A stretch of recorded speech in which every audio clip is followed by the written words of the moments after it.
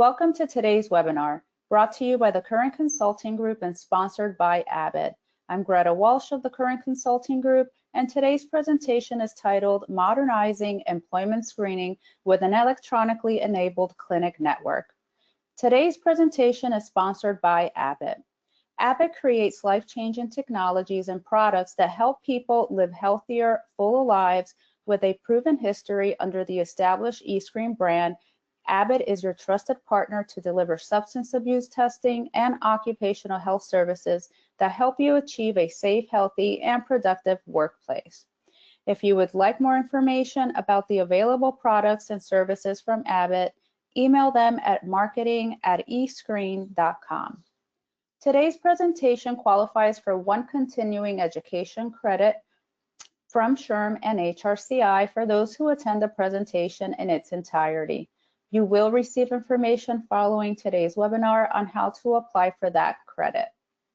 And now it's my pleasure to turn it over to our presenter, Bill Current from the Current Consulting Group.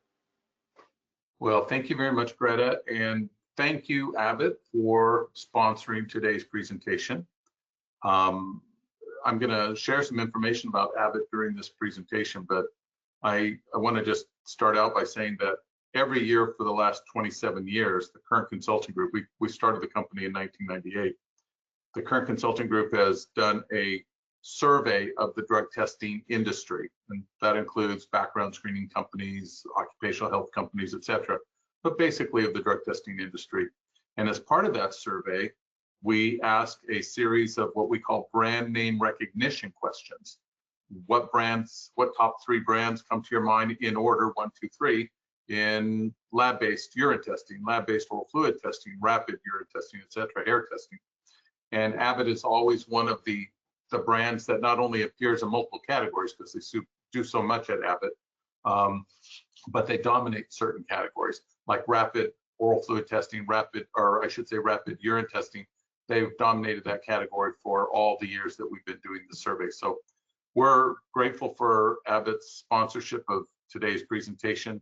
And as I said, I'm going to be sharing a little bit more information about Abbott towards the end of the presentation. I want to invite you to ask any questions that you have. This is the agenda that we're going to follow today. I know that you saw this probably as you were registering for today's presentation. But if you have any other questions, any other things you want to talk about, please use the question section on your screen and put them in there. We'll try to get to as many as we can. If there are questions we don't get to during today's presentation, we will will provide an email response and answer your question. Excuse me, and I just have to apologize. I've woken up with a cold this morning. Actually, it started yesterday, so my voice is a little hoarse. But to help me get through this hour of presenting and talking, we're going to pause here and there for some poll questions. And so we're going to do our first poll question now, and I'll turn it over to Greta to take us through that. Thank you, Bill. And for our first poll question, I'll go ahead and launch that. Does your company have a comprehensive occupational health and safety program? Please select one of the following. Yes, and we're very satisfied with it. Yes, but I'm not sure it's achieving our objectives. No, but we're interested in learning more about it. No, and we do not have plans to implement one currently. And lastly, what do you mean by occupational health and safety program? Please go ahead and choose one of these, and I'll give everyone a few seconds. And we do appreciate your participation today, and we thank you. Okay, and I'll go ahead and share the results. 48% said yes, and we're very satisfied with it. 24% said yes, but I'm not sure it's achieving our objectives. 10% said no, but we're interested in learning more about it. 10% said no, and we do not have plans to implement one currently. And 10% said, what do you mean by occupational health and safety program? And I'll go ahead and hide that, Bill, and turn it back over to you. Okay, well, for the 10% who weren't sure what we're talking about, I'm going to answer that question for you today. Section 1, we're going to talk about the digital transformation. Okay, so I'm going to give you a definition. In fact, let me just skip to the next slide first and give you a definition of digital transformation. Now, this comes from the Salesforce website, and I'm just going to read it because it wouldn't do justice to paraphrase it, but digital transformation is the process of using digital technologies to create new or modifying existing business processes, culture, and customer experiences to meet changing business and market requirements. This reimagining of business in the digital age is digital transformation. So I'll come back to that last paragraph here in a minute, but let's go back up here. So in the United States, digital transformation as a market generated just over $290 billion in 2023 and is projected to go way over $1.28 trillion by 2030. You can see on this chart here, this bar graph, the dramatic increase that has already been taking place, but that is going to even accelerate over the next 5 years, over going well past $1 trillion a year as a market. So let's go back to this slide and look at that last paragraph. It transcends traditional roles like sales, marketing, and customer service. Instead, digital transformation begins and ends with how you think about and engage with customers.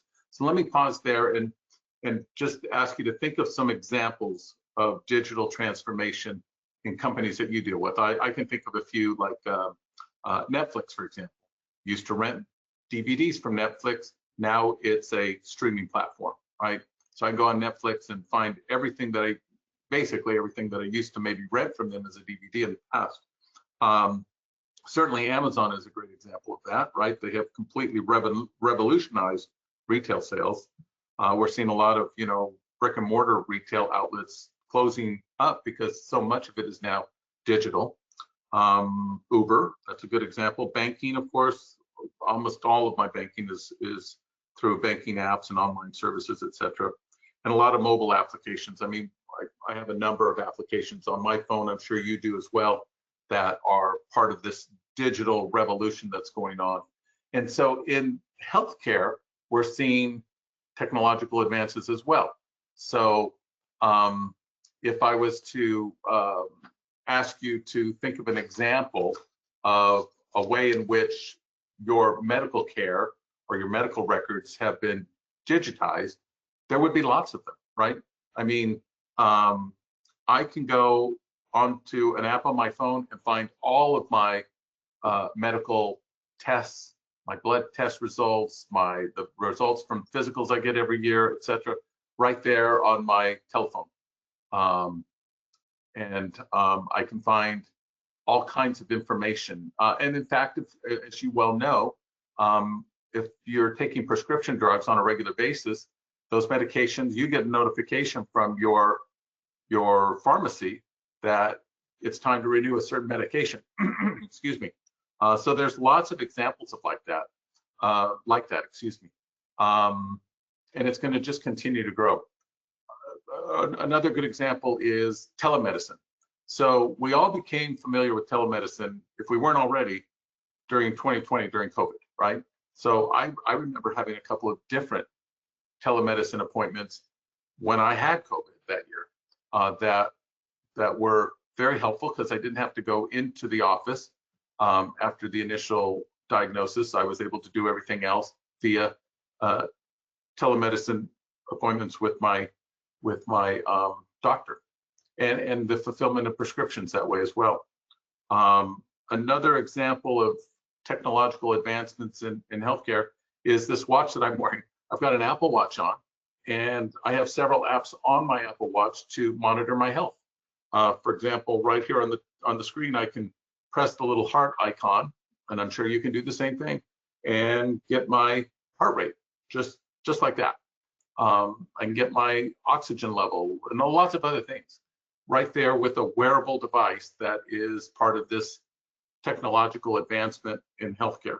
So lots and lots of things like that. If you've ever had surgery, and maybe this doesn't apply to you, but robotics in surgery is becoming a thing as well now, and it has been for some time. I've had a couple of surgeries in my adult life, and they didn't involve robotics, but I've seen demonstrations of it through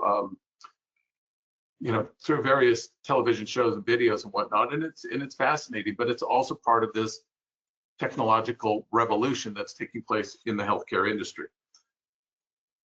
Now, let me pause for a second and go back and explain what occupational health is. Now, what's on the screen here is from the World Health Organization. So there it is, take a look at it, but I want to read from a different source that coincides with this, okay? And we'll segue into the next slide. So occupational health deals with all aspects of health and safety in the workplace and has a strong focus on primary prevention of hazards.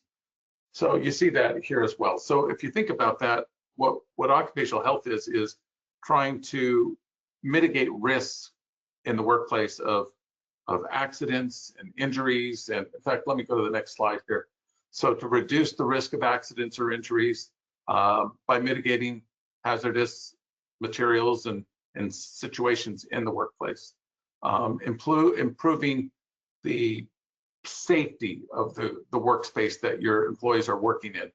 And in the process of doing that, we're improving the efficiency and the productivity of our workplaces, because fewer accidents mean fewer injuries, which means fewer days off from work or time away from work.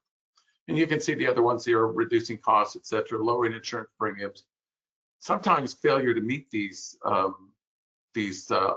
health improvements can lead to fines from OSHA, from the Occupational Safety and Health Administration, and maybe state agencies as well. So it's in our best interest as employers to make sure that our workplaces are healthy and safe, and that employees are not in fear of being exposed to hazardous materials or possibly being involved in an accident due to neglect on the part of the employer.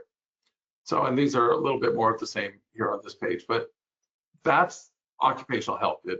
It's broader in some ways, in, you know, when you look at it in the sort of the macro viewpoint. But basically, it's making sure that your workplace is safe, that your employees feel safe in the workplace, and that you're mitigating risks by making sure that the things that you can control are being taken care of and looked at. And I can tell my voice is getting a little harsh, so I'm going to suck on a lozenge as we're talking. Now, I put in a couple of slides about return on investment from occupational health services. And there's lots of different avenues we could go down for this part of the conversation. I'm just going to look at sort of one angle, which is accidents that lead to workers' compensation claims. So in the United States, the average workers' compensation claim in 2023, based on a 2024 report, was just over $44,000 per claim. Certain types of accidents or claims can cost a lot more, like a vehicular accident, motor vehicle crash. The average cost just over $90,000. A fatality involving a human, just over $1 million. So the cost can be considerable, especially to a small company. It could be, you know, the difference between being in business and not being in business anymore. And when it comes to the impact of substance abuse on occupational health, we broaden it out to the impact of absenteeism in the workplace, or the impact of substance abuse on workers' abilities to be productive, which includes being at work.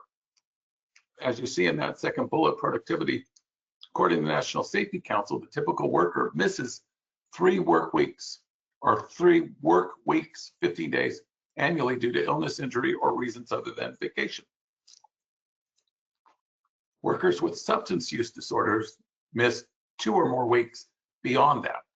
So we're talking about nearly 25 days. Again, that affects productivity, which puts a burden on other workers, which takes a toll on a company's bottom line.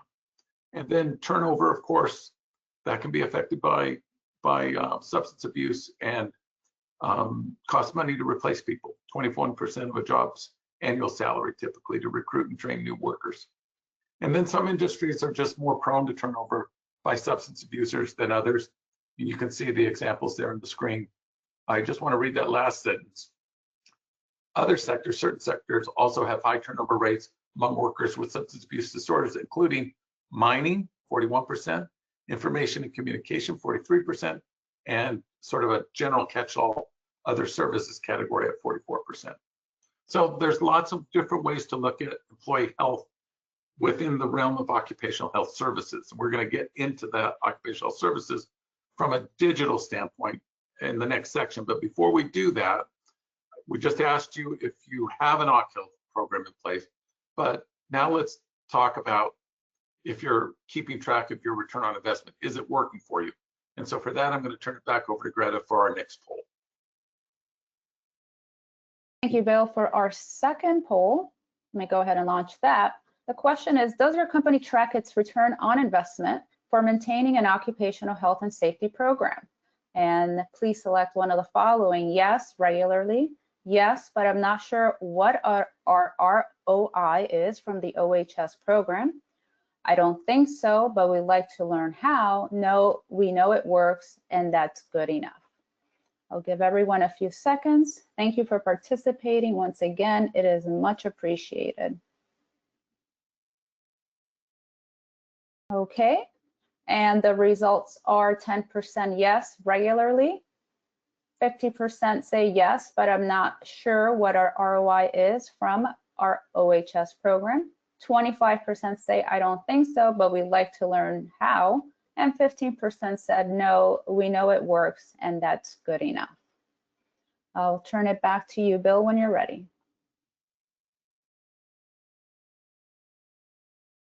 Okay, thank you, Greta.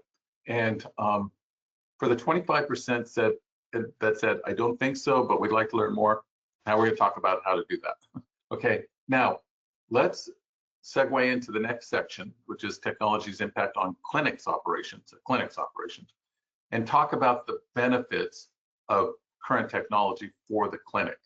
So earlier I referred to some of the ways in which we as consumers benefit from, streaming services from Netflix, or online purchases from Amazon, or ordering an Uber driver, etc. But in the world of OC Health, we're typically going to a clinic to receive the testing or the services that we need, right? So clearly clinics play a vital role in the successful execution of an OHS program in the workplace, okay? Clinics that leverage technology, the second bullet there, through collections, documentation, and reporting processes, have a distinct advantage over clinics that are still relying on paper forms. Now, let me read that last statement there. Electronically enabled clinics are better equipped to deliver satisfactory services in an error-free and timely manner. Okay, so let's keep that in mind. There are lots and lots of examples of this, right? So for the clinic, the technology brings standardized operational efficiency to the collection process, for example, from clinic to clinic to clinic within a network of clinics. For example, if you're dealing with Abbott or eScreen, there's a nationwide network of clinics that are all connected through technology. So whether you're at one clinic or another, they're connected, able to provide the services if they're part of that network. Now, the other thing that happens with technology when it comes to collections is it reduces the possibility, or let me not say the possibility, because there's always the possibility, but the likelihood of errors during the collection process. And that can have a direct impact on lots of different things, right? If the errors are occurring during the collection process, there are lots of other things that can go wrong. If you're manually entering information into a paper form, the likelihood of errors is greater. It's just the human nature. So keep that in mind. Also, technology makes turnaround times faster for the results of whatever the test is that you're doing. It eliminates the necessity of faxing or emailing or making phone calls, the sort of the old way that we've always done things. It streamlines that process so that not only are we eliminating most of the errors, if not all of them in some cases, but we're also making the turnaround time for the results faster by the efficiency of the technology. And overall, that improves the experience for the donors, whether it's a job applicant or employee. And that for the clinic leads to better customer service, which results in long-term customers, repeat business. And this is a little bit of a focus on the clinic itself, but the way technology can impact the clinic's operations is by streamlining event scheduling and even the donor intake at the clinic, you know, when the individual arrives there.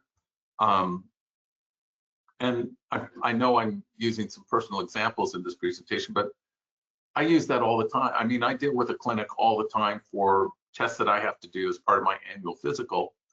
And excuse me, actually I get a physical twice a year due to certain health conditions, and everything is digital. I'm able to make the appointment that way. I'm able to sign in from my car before I go up to the clinic. When I get there, my name's on the board already. When I come in, the collector has all the information in front of her. And when I leave, within a certain short period of time, I'm able to see the results of whatever test they were running, let's say blood test, for example. So the process makes my experience as a donor seamless, error-free. It's a pleasure to work with that clinic, whatever the test is that they're doing. And for them, as at the clinic, you have to imagine, of course, if you're not already aware of this, that their experience is better, because they're not dealing with filling out paper forms. I think when I'm in with the collector, in my case, the only time I see her write anything is when she's writing the little sticky that she puts on the vials for the blood that she's taking, and she might write down something on that. I've even seen that printed out as well. So that whole process just streamlines the experience completely. And then, of course, the result reporting to me, the donor in this case. But if you're a clinic dealing with a client, an employer, the results reporting to that employer. So makes everything just smoother, easier, and like we talked about with Netflix and Amazon and Uber, etc. It's just the way that we're going in everything that we do. It's just easier, and it's almost expected now. Now, as we segue into this section, I just have one slide in this section. Then we're going to do another poll question.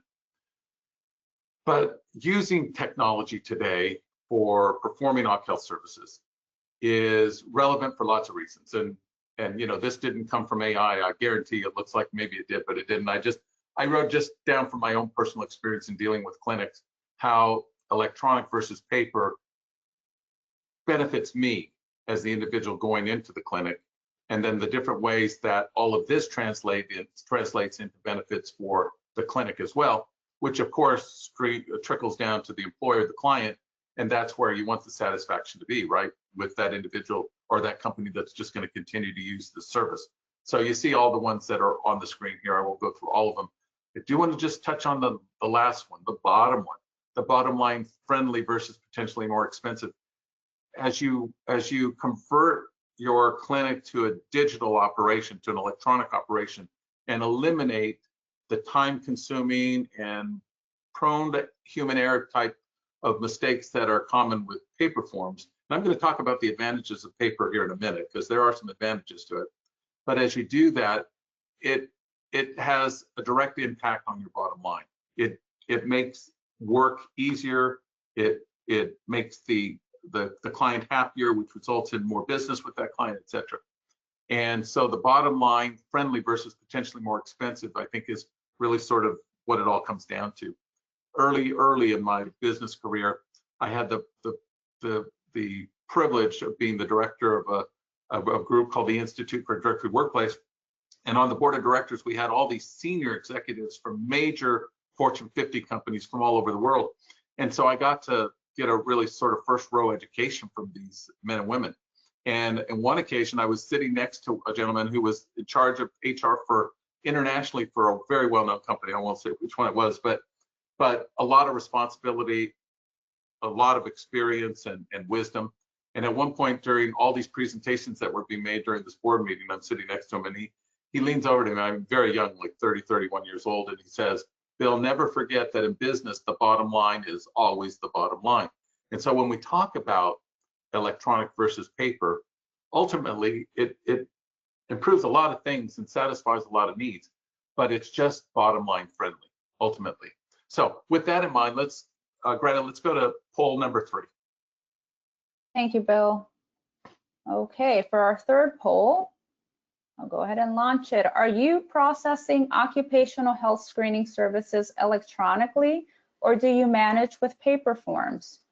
Please select one of the following: electronically, paper forms, a combination of both electronic and paper, or not applicable. And I'll give everyone a few seconds. Okay, and 21% said electronically, 17% said paper forms, 52% said a combination of both electronic and paper, and 10% said not applicable. Back to you, Bill.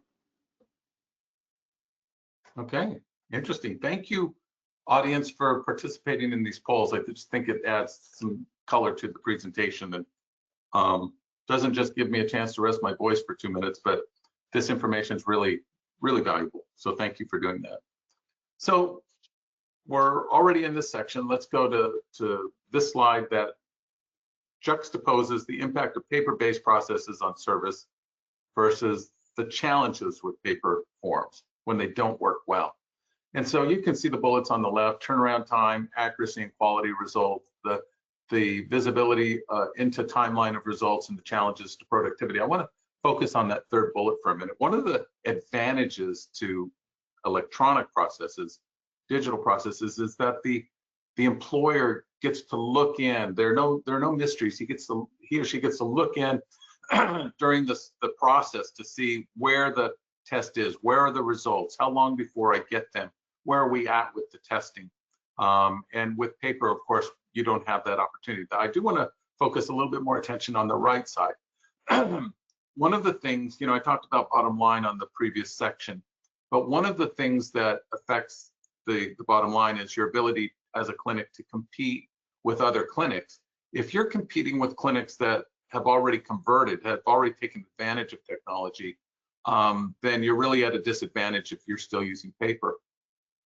It affects, yes, your productivity. It affects your profitability.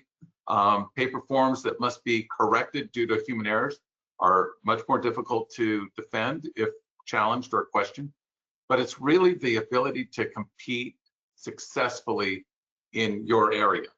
And if you're competing against other technology advanced clinics, you really need to embrace technology, because it will be very difficult to compete with those other organizations if you're still using paper. Now, I said I would talk about the pros of paper. I didn't put a lot on here, but there are some. For example, maybe it's the way you've always done things at your clinic, and it would just be a huge disruption to your business operations to try to convert your current staff, which is used to using paper, to a different way of doing things. Maybe you're a technology averse work environment. Let's say you're technology shy. And excuse me, maybe you perceive it to be more expensive or less expensive, and that's factoring into whether or not that you do it.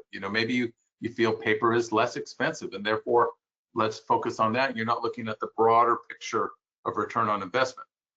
Now, I will say that I've been going to the same general practitioner for many, many years. Great doctor, Dr. Narvaez.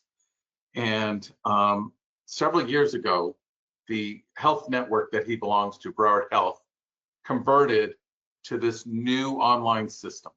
And I remember the first time I and my wife went to see him for physicals after the conversion. It was like he was just so frustrated in the beginning.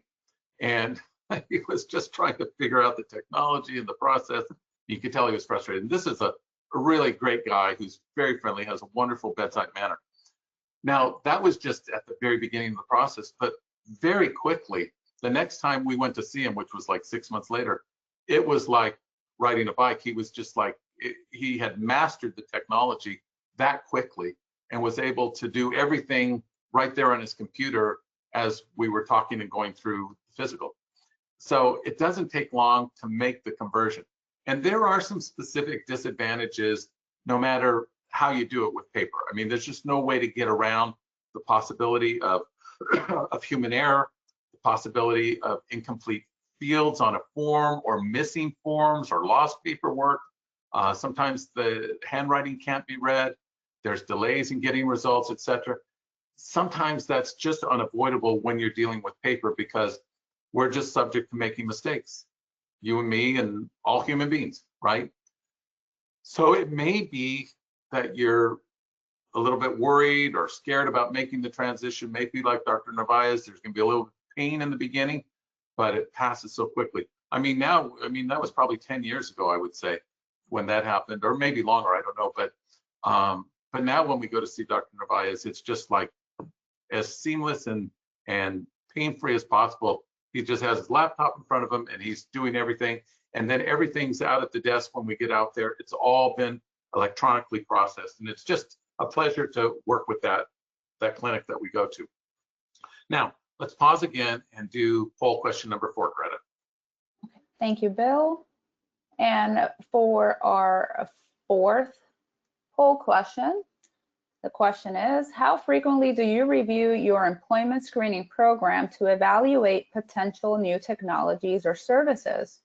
Please select one of the following: all the time, occasionally, every few years, only if new legislation regulations require it, and lastly, infrequently, I can't remember the last time I reviewed it. Please take a few seconds to participate. Once again, we thank you. This is really helpful. Okay. And 33% said all the time, 33% said occasionally, every few years, 11% said only if new legislation require it, 22% said infrequently, I can't remember the last time I reviewed it. Back to you, Bill. Okay, Greta, those are some really interesting answers. Earlier in the presentation today, I referred to the annual survey that we do of the drug testing industry. We don't typically ask OC Health questions. I think that would be a good thing to add to next year's survey. The survey, incidentally, comes out in around the first, around, I guess, April every year. We present the results at the NDASA conference, if you're familiar with that, the National Alcohol and Drug Screening Association. And as part of that, we asked the question, when did you last update your drug testing policy? And it's always amazing to me how long it's been since companies have updated their drug testing policy and their program to evaluate whether or not it's working. Same for OC Health services, employment screening, all the different aspects of that, because the laws change. You know, that last one, infrequent, or the third one, only if new legislation or regulations required. There are always changes to the regulations every year. I'll just say that on the drug testing side of things, and this is something that we monitor very closely with Abbott, they stay up to date on these things very well. If you have questions, you can certainly get a hold of your rep at Abbott, and they'll most likely be able to answer your question pretty quickly for you. But last year in 2024, there were over 500 bills introduced at the state level that would, if enacted, impact workplace drug testing. Now, they didn't all get passed, of course, and many of them had to do with marijuana, but they were marijuana bills or legislation directly related to drug testing, or that would have an impact on drug testing. And the same is true with other employee screening services that you might provide. The legislation and the regulations are there's just a constant onslaught of those. So, okay, so let's go to the next section, which is the positive impact of digitally enabled services. And I'm going to spend a little time on this one and then a slide that's coming up a little bit later as part of this. But let's look at this one for a minute in terms of electronic collections.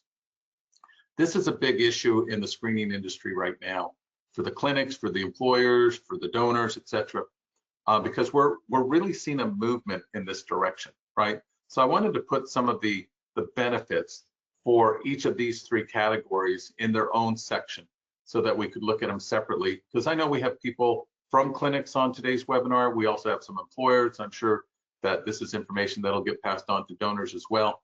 But let's look at the clinic side of it for a minute, okay? I've used the word streamlined quite a bit during today's presentation because technology offers to streamline things that we've done differently in the past, things that we've done manually in the past, like using paper forms. So electronic collections streamline the process, and that improves the productivity within the clinic and the results that results in employers who are happy with the service that you're providing, okay? It standardizes the testing protocols so that we're not sort of, jumping around from test to test or type of test to type of test. The quicker the service and the delivery of results, the happier the employer will be, right? So it, in a way, establishes what I call a partner type relationship with the clinic and the employer, because you're working toward the same objective, the same goal. You're just getting there faster and easier with electronic collections. And then the last bullet, it creates a competitive advantage by far and better client retention. You're going to see more and more movement toward electronic collections in the world of employee screenings. It's taking place already. I'm going to talk about some services that Abbott provides here in a minute. It's out there already. It's sort of, we might say the way of the future, but the future is here. And so you're going to see more and more emphasis on electronic collections from a clinic standpoint. And that's just a plus, as I mentioned previously in my experiences working with the clinic that I go to here. For employers, that standardization of testing protocols is very, very important, right? Because within a company, this employer's company, the people that are dealing with these results are not necessarily experts at the things that you do at a clinic. They're relying on you to be the experts to provide those services. The more standard those testing protocols are from clinic to clinic within a network, for example, the happier and the less concerned that the employer is going to be. Now look at that second bullet. In process views, take the mystery out of the screening phases. So I talked about that earlier, where the employer can log in and look at where the test is and get a pretty good idea of either a final result already or when to expect the result. That's becoming more and more of a priority for employers. That is one of the questions that we asked when it comes to drug testing in our annual survey, and the reliance on being able to look into the system, so to speak, and know where the test is, what phase is it at, where the screen is, and when can I expect the result. That is something that is becoming more and more important, because if you look, I'm going to jump ahead just to the third column there, but for that job applicant, for example, the objective of the day, the goal of the day is to get a job, right? And so they're going through this screening process. You like them, you're thinking about hiring them, the employer sends them to you as the clinic. And for that donor who may be going through 2 or 3 job interviews and 2 or 3 screenings with 2 or 3 companies, the objective is to get a job, right? And so to be able to make a same-day job offer is very, very important. And so if the process is streamlined, it makes it possible for that employer to make job offers to the most desirable applicants. And that's their objective, is to get a job that day.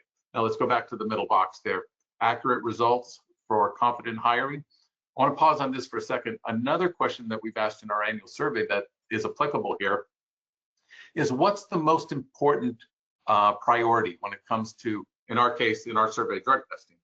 And the number one answer is an accurate result. Now, it could have been the price, it could have been a lot of other things, but an accurate result is number one.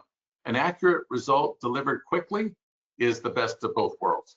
And so you see a lot more emphasis. As I mentioned in our brand name recognition survey earlier, Abbott has always been the number one brand in rapid result urine testing, and they score very high. In fact, number one in other categories that we ask as well. That will, in my opinion, become a greater emphasis in the future. A higher priority for employers is to get that test today. It's very competitive hiring market. I need to make a decision right now on this person. Or maybe for an employee who's been involved in an accident or in a reasonable suspicion scenario. If I can clear that person of any suspicion of drug use or being impaired by drugs, I can make a fast employment decision. And that may be the difference between, getting things done on time and meeting deadlines and having to wait a day or two before I can get everybody back on the floor and doing their jobs. So it just leads to greater satisfaction on the part of the employer with the clinic that's providing the services. And then I'll just kind of skip over some of these bullets because I know we're getting close on time here, but for the applicant and the employee, it's all about the donor experience. Are they satisfied? Was it easy to do? Were they treated nicely? Did the employer get results back quickly or in a timely fashion so that the donor either gets a job offer or gets back to work very quickly, etc. Those are all things that happen with an electronic collection process that make the whole experience much more enjoyable for the donor, for the job applicant or the employee. Okay, so electronic collections for drug testing. I talked a lot about that. There's some technical stuff on the screen.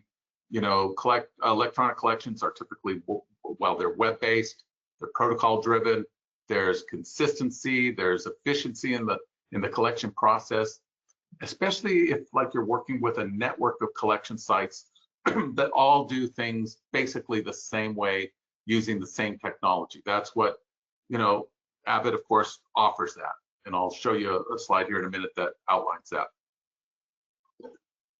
But it's all part of this overall process of eliminating the variety of processes that may exist when one clinic does it one way and another clinic does another way, and it's all paper-based.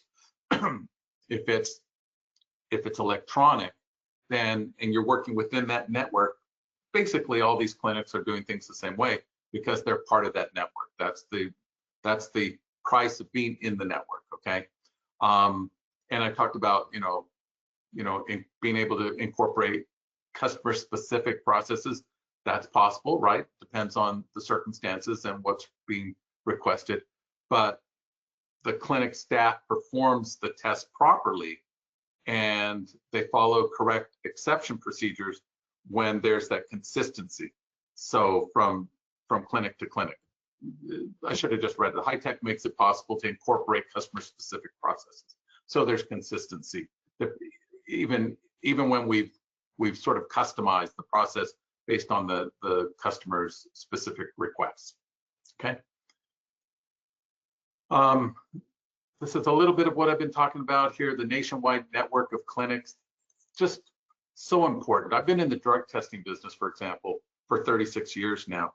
So none of this existed. None of this technology existed back in the late 80s, early 90s when most of us, old timers were, sort of helping get the drug testing industry off the ground. Now, of course, there's networks of collectors. And I've seen this evolve and develop over the years where a network of clinics within, well, a nationwide network of clinics makes it possible for you as a multi-state employer, let's say you're an employer, to be able to get consistent, high quality service in all of the clinics in all of the states where you do business. If you're a clinic, you want to be a part of that network so that it just sort of takes the guesswork out of how do you do things, whether it's lab-based specimen collections or, as it says there, breath alcohol tests, physical exams, or other off-health services for DOT or non-DOT, etc. It's done a certain way. It's always done the same way. So back in the early days of drug testing, for example, one of the warnings to people in the drug testing world, we were just getting started, was make sure that you're doing things the right way and the same way every time, so that if you're ever challenged on that, you can come back and say, this is how we do it. It's written right here. We never deviate from it. Well, now with an electronic process, it's all captured that way. And so there's no guesswork. There's no having to pull out a lot of paperwork to defend a challenge to a test result because it's right there. And the customer is getting the results quickly and is satisfied with that process. So when you're looking for that, we're just about finished here, but when you're looking for that you want an expansive network of collectors.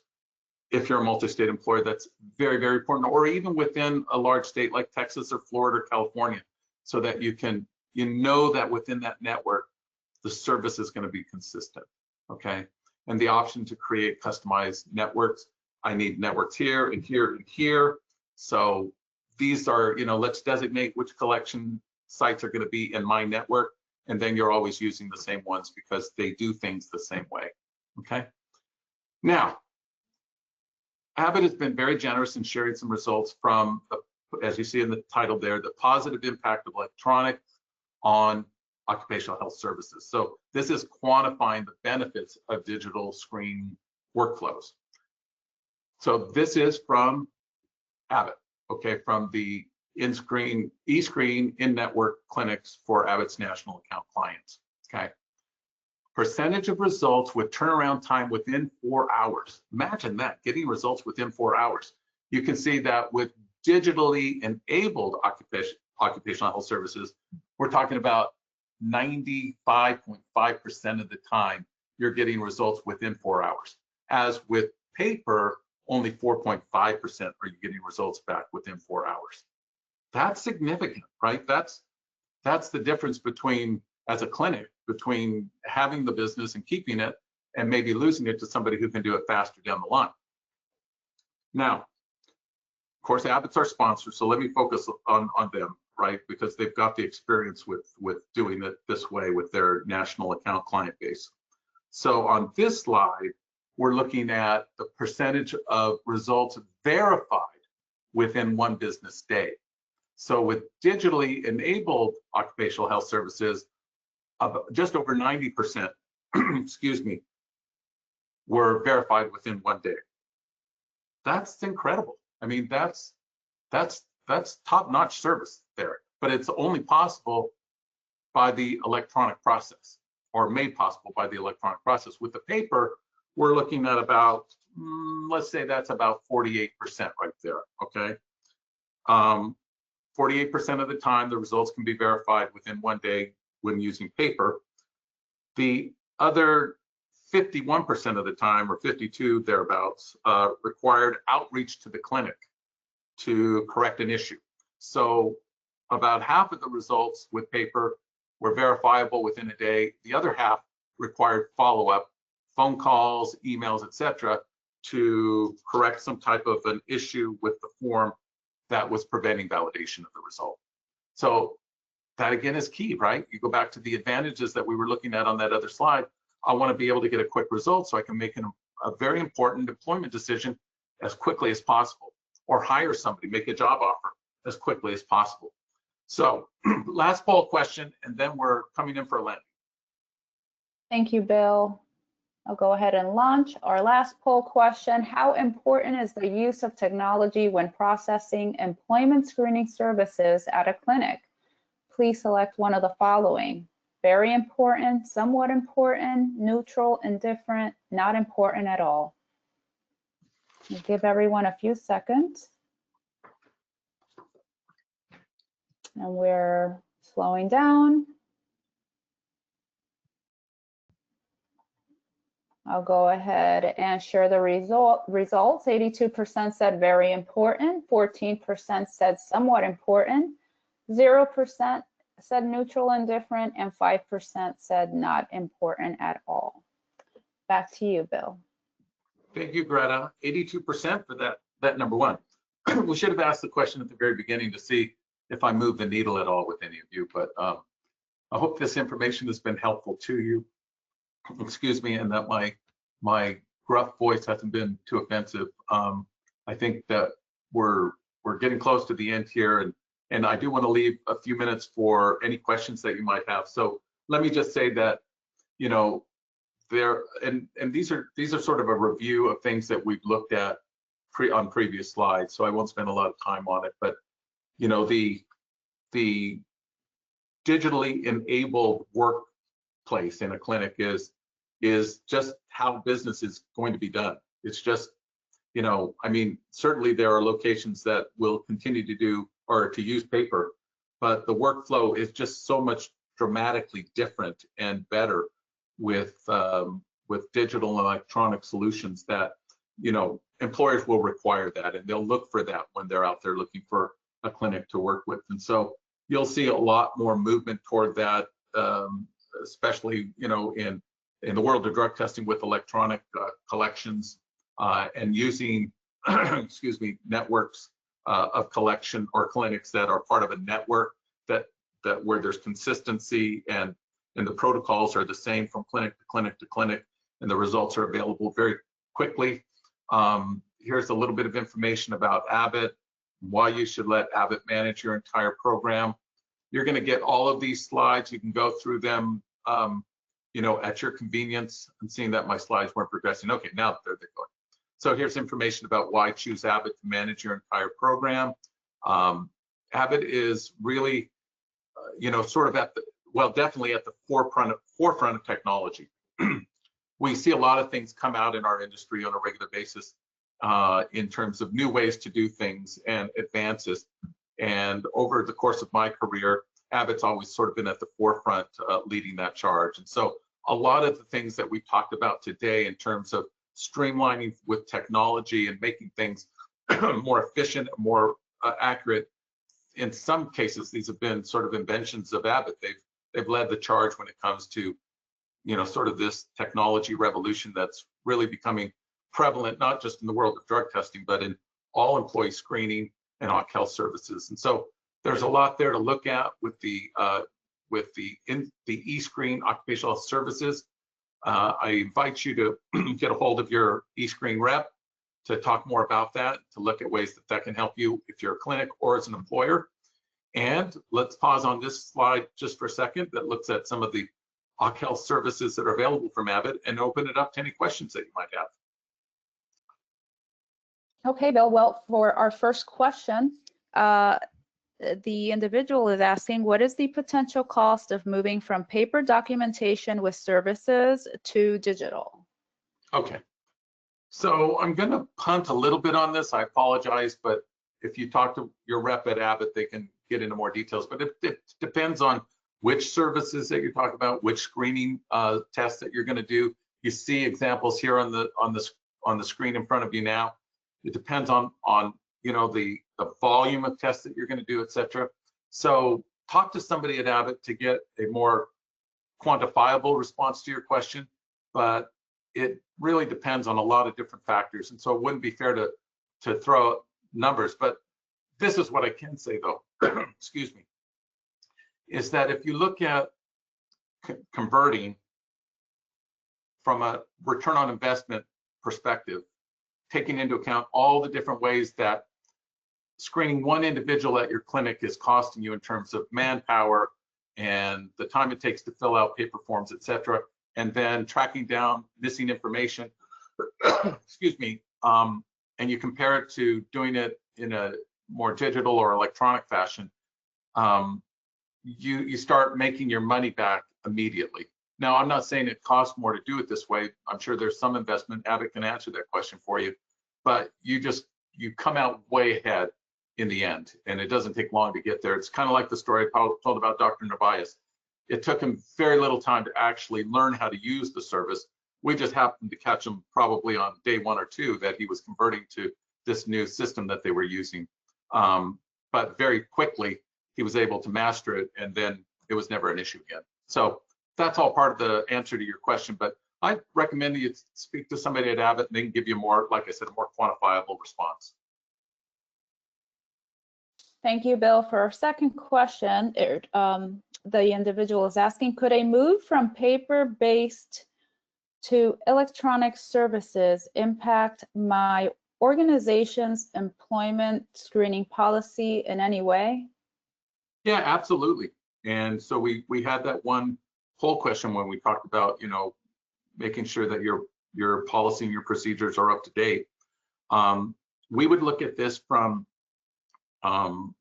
first, any federal regulations that apply, whether we're talking about, excuse me, DOT required exams. For example, you see that, the 4th bullet from the bottom, and any state laws that come into play. So there are a lot of ways in which your policy or your program may need to be updated by converting, but it's all very doable. You're able to use this technology in every state. There may be some restrictions on certain types of ways in which you report certain types of results, but the technology is allowed everywhere. So that's not an issue, but you will probably want if you're using a paper process now, you will want to update your policy to reflect this new digital or electronic way of doing business. Okay, thank you. And I think we have time for one more. If I make the move to electronic services, how can I manage transitioning all my paper-based records? Well, I have to admit that you've stumped me a little bit on that question. I would ask Abbott. I know I'm saying that a lot, but they really are the experts when it comes to this. But there is a way to do that. And I don't know what regulations may come into effect, but the folks at Abbott can answer that question for you. I will say that going forward, you'll really enjoy the electronic information storage capabilities that come with this transition, because it just eliminates having to worry about that issue in the future. It's all taken care of through the process. So, you know, there may be a little bit of a little pain you have to go through in the beginning, but ultimately it's well worth it. And as I said, from a competitive standpoint, it's just essential, because it's just going to be very difficult as a clinic to compete against other clinics if you're not matching them technology-wise. Okay, thank you, Bill. Wonderful. We're coming up to the top of the hour, so let's wrap things up for today's presentation. On behalf of the Current Consulting Group and Abbott, we hope you have found today's presentation informative and helpful. I want to thank Bill again for speaking on this topic and sharing his expertise. And I also want to thank Abbott for sponsoring today's webinar. Once again, if you would like more information about the available products and services from Abbott, contact marketing@escreen.com for more information. If you have submitted a question, and there are a few that we didn't get to, we will answer you offline. We will also send you a follow-up email on how to access the recorded version of today's presentation. And in addition, we will also send you continuing education information for those of you that qualify to receive 1 credit for attending today's presentation in its entirety. Thank you for attending today, and this concludes today's webinar. Everyone have a wonderful day.